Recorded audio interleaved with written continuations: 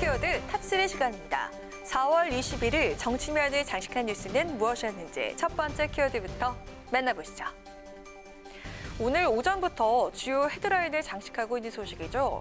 북한 김정은 국무위원장의 건강 이상설이 미국 CNN 방송 보도로 전해지면서 우리나라는 물론 세계 각국의 비상한 관심이 모아지고 있습니다.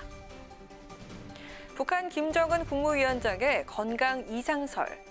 시작은 북한 전문 매체인 데일리 NK가 어제 북한 내부 소식통을 인용해 김 위원장이 지난 10일 심혈관계 시술을 받았다고 보도하면서부터였습니다. 하지만 데일리 NK는 김 위원장의 수술 소식과 함께 현재는 거의 회복한 상태라고 전했는데요. 상황은 미국 CNN 방송이 긴급 뉴스로 김 위원장의 소식을 전하면서 증폭되기 시작했습니다. 수술 후 매우 위중하다는 정보가 입수됐다는 내용이었는데요. 정확한 표현은 심각한 위험에 빠진 상태라는 것이었습니다. CNN은 직접적인 정보를 확보한 미국 당국자를 인용해 이같이 보도했습니다. 사실 김 위원장의 건강 이상설은 최근 공식석상의 모습을 드러내지 않으면서 국내에서도 제기가 되고 있었습니다. 특히 4월 15일 김일성 국가주석의 생일인 태양절 행사에도 불참해 여러 추측을 자아냈는데요. 청와대 측은 CNN 보도와 관련해 현재까지 특이 동향이 없다면서 김 위원장은 지방에 치료 중인 것으로 보인다고 밝혔습니다. 중국 측도 위독하지 않은 것으로 판단되는 견해를 밝혀서 이번 논란이 해프닝일 가능성에 무게를 실었습니다. 김 위원장의 건강 이상설에 대해서 대북 전문가들은 여러 정황상 위독하다는 정보는 사실이 아닐 가능성이 높다고 분석하고 있는데요. 국가 안보와 직결되는 사안인 만큼 정부와 정치권 모두 신속한 상황 판단과 함께 신중한 접근이 이어져야겠습니다.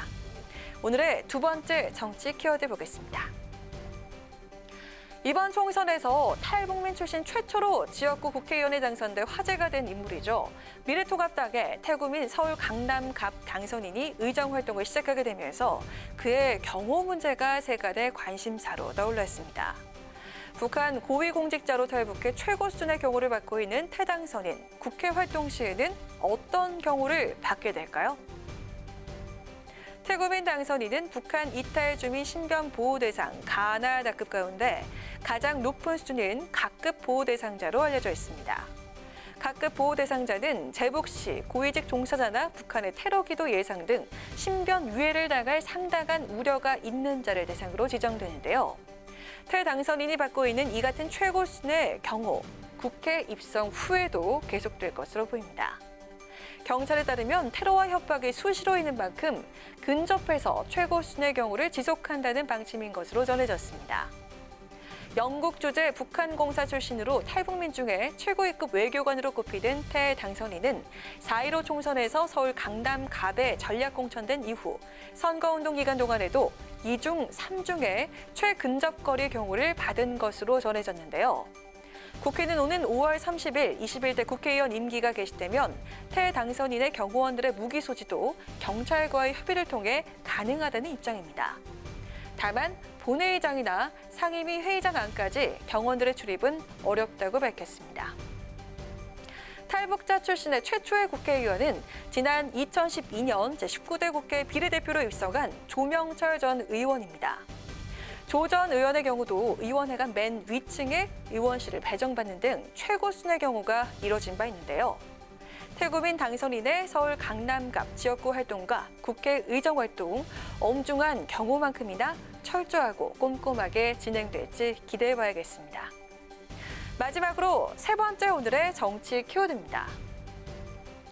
21대 총선에서 단 한 석도 확보하지 못하면서 사실상 당 와해 위기를 맞고 있는 민생당. 선거 이후 당을 이끌었던 다선 정치인들의 행보에 관심이 모아졌는데요. 어제 오후 전북 전주 병에 출마해 낙선한 전동영 의원이 자연인으로 돌아간다는 글을 올려서 정계 은퇴를 시사한 것 아니냐는 해석이 나왔는데요. 곧바로 은퇴는 아니라고 부인했다고 합니다. 어떤 내용일까요? 이번 4.15 총선에서 5선의 꿈을 이루지 못한 민생당의 정동영 의원.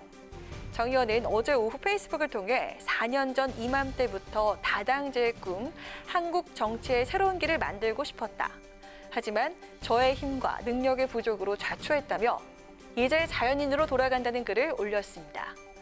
이후 정 의원의 글이 정계 은퇴를 암시한 것이라는 언론 보도가 이어지자 다시 페이스북에 이를 부인하는 듯한 심경의 글을 올렸습니다.